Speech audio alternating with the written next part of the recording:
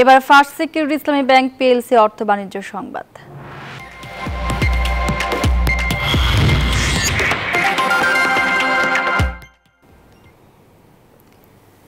চলতি বছরের এপ্রিল-জুন প্রান্তিকে মুনাফার অঙ্কে বড় ধরনের ধাক্কা খেয়েছে বিদ্যুৎ চালিত গাড়ির প্রতিষ্ঠান টেসলা।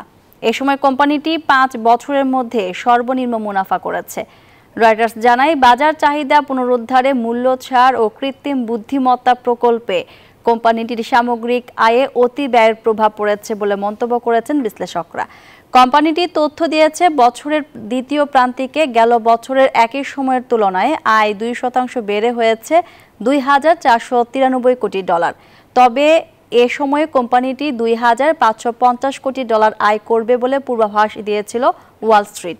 অন্যদিকে অটোমোটিভ আয় 7% কমে $1,990 কোটি দাঁড়িয়েছে। গেল বছরে একই সময়ে $2,127 কোটি আয় করেছিল।